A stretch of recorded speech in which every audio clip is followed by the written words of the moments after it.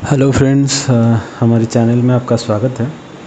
आज हम डिस्कशन करेंगे कि कैसे अगरबत्ती बिज़नेस शुरू करना है। बहुत लोगों की बहुत सारी जिज्ञासा है कि कैसे शुरू करना है, क्या प्रॉब्लम आते हैं और इसको कैसे अगर प्रॉब्लम आता है तो उसको कैसे सॉल्व करना है। पहला चीज़ है कि बिज़नेस शुरू करने से पहले उसके बारे में पूरी जानकारी आपको होना चाहिए कि सेक्टर कैसा है, कैसे काम करता है। नॉर्मली लोग कैसे अगरबत्ती बिज़नेस शुरू करते हैं, लोग यूट्यूब चैनल में जाते हैं, जैसे मेरा चैनल है, बहुत सारे चैनल है, उसमें भी बहुत सारी इन्फॉर्मेशन होता है, उसको देखते हैं और फिर वो शुरू कर देते हैं। बट वो जो रिसर्च है ना, वो आधा अधूरा है। आपको कम से कम सारे चीज़ों को जानना चाहिए कि अगरबत्ती बिज़नेस में कितने तरीके की प्रोडक्ट है, कितने तरीके की परफ्यूम से क्या किया जा सकता है, कॉस्ट कटिंग कहाँ पे होता है। वो सब कुछ जानने के बाद आपको फील्ड में आना चाहिए। आप व्हिम्सिकली एक दो वीडियो देखें और फिर सोचें कि नहीं इसमें बहुत प्रॉफिट है और फिर हम कूद जाते हैं। मेरे कल किसी से बात हो रहा था तो वो बोला कि नहीं, आप बता रहे हैं कि अगरबत्ती 1 किलो में 10-15 रुपये या फिर 20 रुपये मैक्स टू मैक्स प्रॉफिट होता है। मैंने तो सुना था किसी ने बोला था 50 रुपये का प्रॉफिट होता है। तो इस तरह की बहुत सारे इन्फॉर्मेशन है जो सही भी नहीं है। बहुत लोग बोलते हैं कि घंटे का मशीन से 15 किलो 20 किलो तक निकलता है, ये गलत बात है। तो बहुत सारी चीज़ों को समझ के फिर अगरबत्ती बिज़नेस में आपको जंप करना है, फिर आना है। एक तो सेक्टर में आने से पहले पता करना है कि ये सेक्टर कितना बड़ा है। अगरबत्ती जो सेक्टर है बिज़नेस का, ये बहुत बड़ा है। इंसेंस स्टिक की बिज़नेस बहुत बड़ा है। क्यों, देखिए ये डेली लगता है कि एक इसका धार्मिक या फिर रिलीजियस इम्पैक्ट भी है। चाहे हिंदू हो, मुसलमान हो, किसी भी धर्म के लोग हो, अगरबत्ती यूज़ करता है, सुबह शाम यूज़ करता है। आप दुकान पे देखो, कहीं पे भी देखो, बिज़नेस हाउसेस में भी हो, अगरबत्ती यूज़ होता है। फिर रहता है कि उसकी कैटेगरी क्या होता है। एक तो होता है आपकी ब्लैक स्टिक्स जो कि सेंटेड बत्ती होके बेचा जाता है, कहीं ड्राई स्टिक्स भी होते हैं, डिफरेंट फ्लेवर का होते हैं, फिर मसाला स्टिक्स होता है, फ्लोरा बत्ती होता है, तो बहुत सारे चीज़ें होता है। फिर उसके बाद हमें ये भी चेक करना है किसकी मार्केट शेयर कितना है। पहले ये है कि जो ब्लैक स्टिक है जो इकोनॉमिक रेंज में आता है उसकी मार्केट शेयर 75 to 80% है, तो उस पर ज़्यादा ध्यान देना है या फिर दूसरे पे ध्यान देना है, ये पहले आपको डिसाइड करना है। दूसरा है कि अगरबत्ती बिज़नेस दो तरीके की है। एक होता है आप मैन्युफैक्चरर बन जाओ या फिर आप ट्रेडर बन जाओ। दोनों करने में इनिशियली प्रॉब्लम होता है।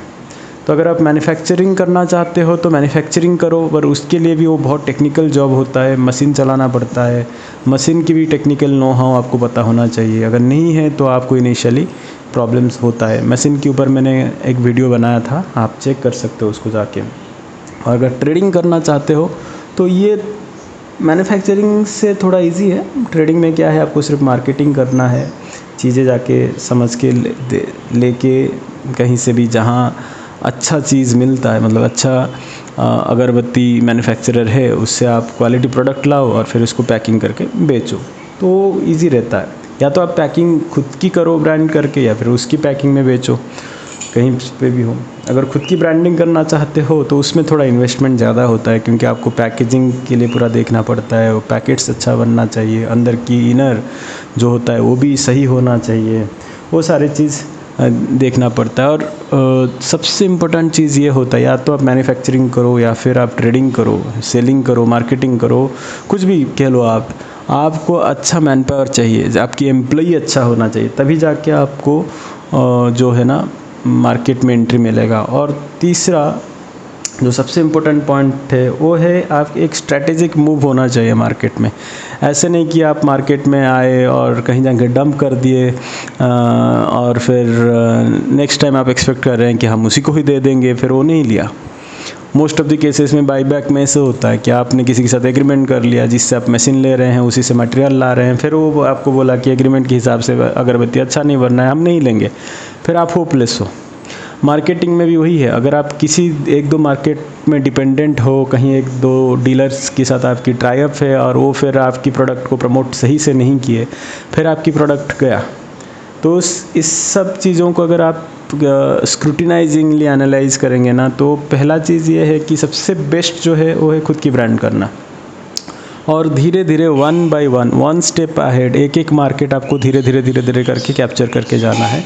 हाँ, इसमें थोड़ा मतलब खुद पे प्रेशर ज़्यादा आएगा, काम ज़्यादा करना पड़ेगा, बट इनिशियल जो हैसल्स रहेगा उसके बाद आपको अच्छा खासा मार्जिन मिलेगा। मतलब 2-3 साल के बाद आपकी ऑलरेडी एक एस्टेब्लिश्ड मार्केट बन जाएगा जहाँ पे आप हर रोज़ बिज़नेस कर पाएंगे।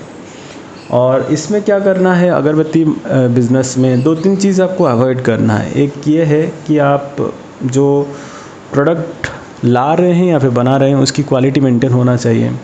दूसरा है पैकेजिंग बहुत अच्छा होना चाहिए। अगर पैकेजिंग आजकल की दुनिया में ना बोलते हैं जो दिखता है वो बिकता है, मतलब वो सही दिखना चाहिए, वो अट्रैक्टिव पैकेजिंग सिस्टम होना चाहिए। और अभी क्या होता है, लोग मोस्टली मैंने कई वीडियो में देखा कि लोग बोलते हैं कि आप रेडीमेड पाउच मिल जाता है, रेडीमेड पैकेट मिल जाता है अगर आप खुद की बनाना नहीं चाहते, क्योंकि खुद की बनाने से एक्चुअली बहुत इन्वेस्टमेंट आता है। तो आप एक काम करो, आप ये ले लो, इसमें पैकिंग करके बेचो, तो स्मॉल बिज़नेस शुरू हो सकता है। बट प्रॉब्लम ये होता है, जो बंदा आपको जो पाउच बेच रहा है ना, वो दूसरों को भी वही पाउच बेच रहा है। मान लो आप सेम मार्केट में बिज़नेस कर रहे हो और 2 लोग हो जो एक ही बंदे से पाउच ला रहे हो या फिर पैकेट्स ला रहे हो, तो सेम ही पैकेट्स आएंगे और उसमें क्या होगा, कॉस्टिंग डिफरेंट होगा। आप जिस पैकेट को 80 रुपये में बेचने जा रहे हो वो शायद 75 रुपये में बेच देगा, फिर आपकी मार्केट वैल्यू नहीं रहेगा।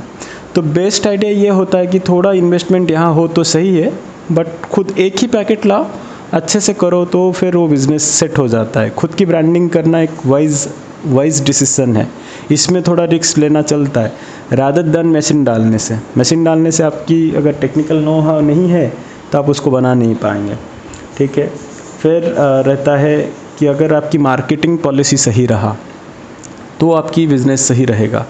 जैसे मार्केटिंग पॉलिसी में आप अगर डैमेज प्रोडक्ट रहा या फिर प्रोडक्ट की क्वालिटी सही नहीं आ रहा, तो रिटर्न पॉलिसी कैसे होनी चाहिए, और क्रेडिट पॉलिसी। बेसिकली अगरबत्ती बिज़नेस में जो है ना, मैक्सिमम लोग 95% लोग फेल इसलिए कर जाते हैं क्योंकि वो क्रेडिट दे देते हैं। क्रेडिट पॉलिसी आपकी स्ट्रांग होना चाहिए। आप किसी को क्रेडिट देंगे नहीं देंगे, कितना तक दे सकते हैं वो डिसाइड होना चाहिए। क्योंकि अगर रनिंग में नहीं रहा तो आपकी पैसा ब्लॉक हो जाएगा, फिर आपको फ्रेश इन्वेस्टमेंट करना पड़ेगा और आप उसमें धंसते जाएंगे, तो वो सही नहीं रहता है, ठीक है। और जब आप बिज़नेस करते हैं तो उसको प्रॉपर फॉलोअप करना चाहिए। जहाँ जहाँ भी आपकी प्रोडक्ट जा रहा है उनसे रेगुलर टचअप रहना चाहिए। मार्केटिंग के लिए कुछ स्कीम्स निकालना चाहिए, स्पेशली फेस्टिव सीज़न में। जैसे मान लीजिए दशहरा आ रहा है या फिर दिवाली के टाइम पे, अक्षय तृतीया, जैसे बड़े बड़े फेस्टिवल्स होते हैं, उस समय लोग ज़्यादा यूज़ करते हैं अगरबत्ती, इंसेंस स्टिक्स ज़्यादा यूज़ करते हैं। तो उस समय आप ये सारी चीज़ ला सकते हैं एक्चुअली, तो ये आपके लिए बेटर रहेगा। और ऐसे बहुत सारे इन्फॉर्मेशन के लिए हमारे इस चैनल को सब्सक्राइब कीजिए। अगर आपकी कोई क्वेश्चन है आप कमेंट कीजिए, हम उस पर भी वीडियो बना देंगे। Thank you very much.